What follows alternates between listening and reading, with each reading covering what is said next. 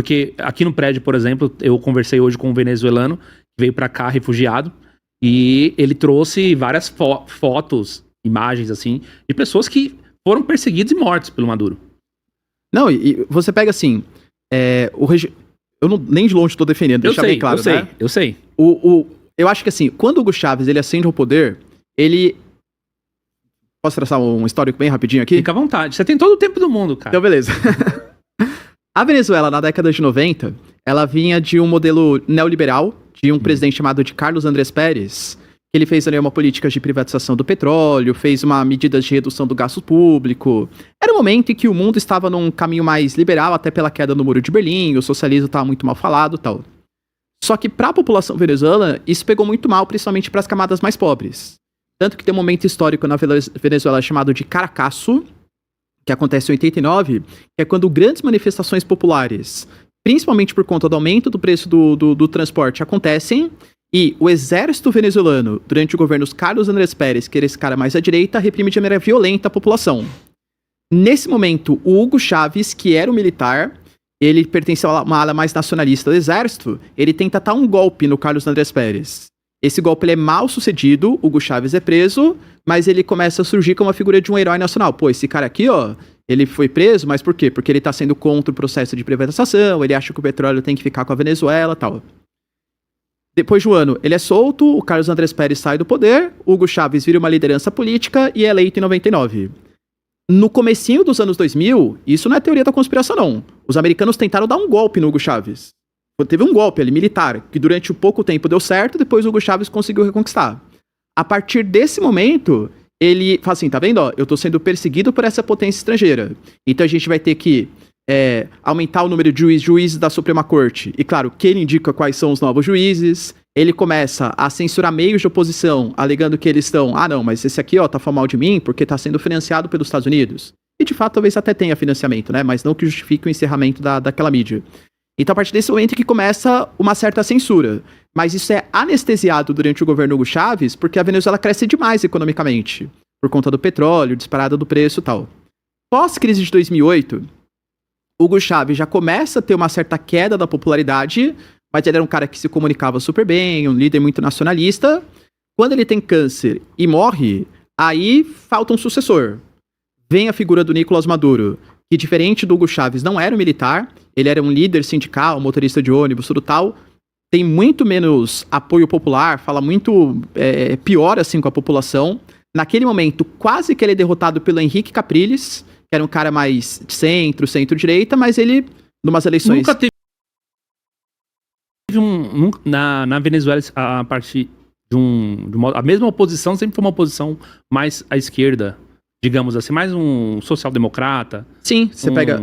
O próprio Capriles, por exemplo, apesar de ser um empresário, ele era mais um social-democrata.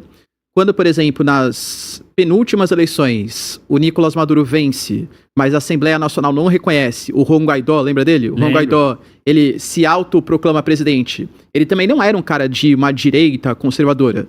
Tanto que ele fez a proclamação com o Simão Bolívar atrás dele, então ele também era um bolivariano, entende? Então, assim, eu diria que a ação dos Estados Unidos no golpe que foi dado, ou na tentativa de golpe contra o Hugo Chávez, legitimou atitudes mais autoritárias. Com Nicolás Maduro no poder, as duas coisas se unem. Uma crise econômica, protestos que... Então todo protesto é culpa dos Estados Unidos agora. Então você aumenta a censura contra a população, e aí a Venezuela cai nessa ditadura. Uma crise econômica gigantesca, principalmente ali 2015 até 2019... Depois aumenta o preço do petróleo, a Venezuela começa a receber investimentos da Rússia, da China e melhora um pouco economicamente, né? Tipo, o momento mais grave da crise venezuelana já passou. E foi naquela época que começou a ter a famosa crise migratória. Sim, né? sim. Começou a vir muito venezuelano pra cá. E pra Caraima, né? E isso porque o Brasil nem era o principal destino, porque a fronteira Brasil-Venezuela é uma fronteira morta, tem muita vegetação e tal, né? O Brasil não é um país que recebe muito bem imigrantes, principalmente imigrantes venezuelanos. Uhum. Na Colômbia, migração massiva ali de venezuelanos. Eu conheci muito venezuelano em 2013, porque aqui no Brasil teve a Jornada Mundial da Juventude. E lá naquele momento eu conheci os dois lados. Eu conheci gente que era a favor do Hugo Chávez, em 2013, e gente que já detestava ele. Mas assim, quem gostava dele idolatrava no nível do tipo. Lembra do funeral dele?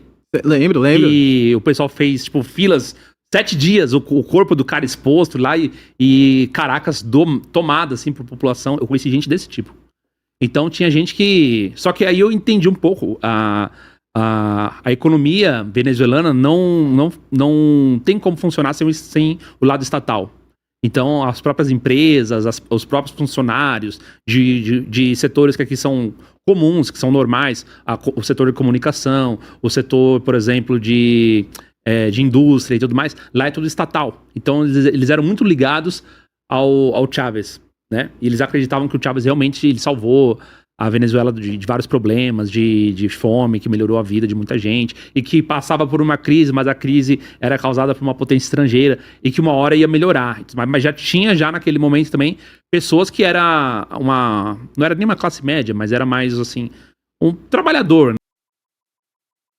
né? Trabalhador comum que via que, na verdade, o país estava piorando, a situação estava ficando cada vez pior, eles reclamavam muito a respeito do quanto a moeda deles estava valendo.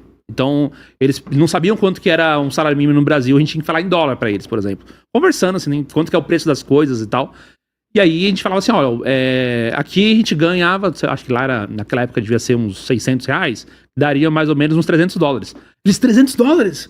Meu Deus do céu! Isso eu tô falando de 2013, tá, gente? $300, meu Deus do céu, isso é muito dinheiro. E aí você levava o pessoal, assim, tipo, pra passear no centro aqui, tipo, morava em Guarulhos, né? Tinha uma rua, assim, que tinha aqueles camelôs, e o pessoal vendia roupa, sabe? Assim, o pessoal entrava numa loja Marisa e podia comprar camiseta, as meninas podiam comprar roupa de R$30, R$25, e eles achavam isso um absurdo. Tipo assim, nossa, como aqui é tudo muito barato, lá as coisas são tudo muito caras, a gente tem que ganhar muito dinheiro pra comprar uma coisa dessa e tal. Então ele já mostrava também uma piora na qualidade de vida da população. E no pouco contato que eu tive com esse pessoal, até mais ou menos 2018, eu ainda conversava com alguns, a época do Maduro foi cada vez pior, entendeu? E aí alguns que foram aqueles que tiveram uma sacada antes saíram do país. Antes da situação degringolar mesmo.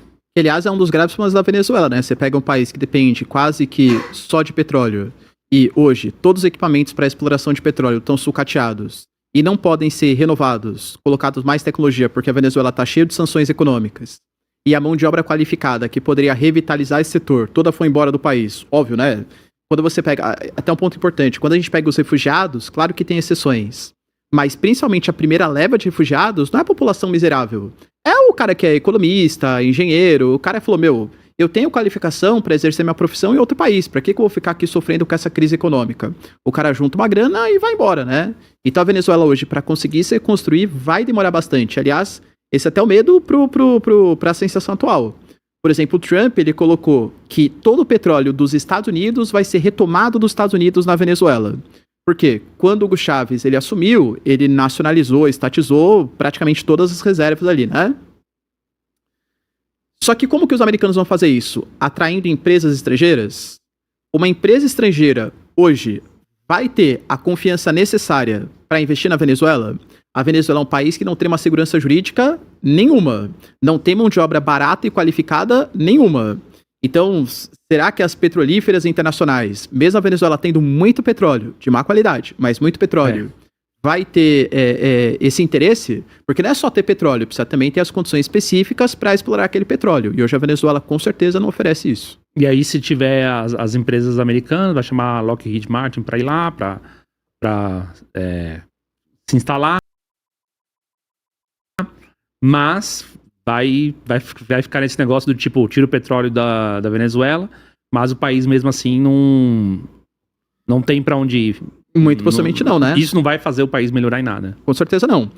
Assim, muito possivelmente, porque algum tipo de imposto deve ser pago pro Estado e tal, e assim, melhorar o que tá na Venezuela hoje vai melhorar porque a situação da Venezuela tá caótica, né?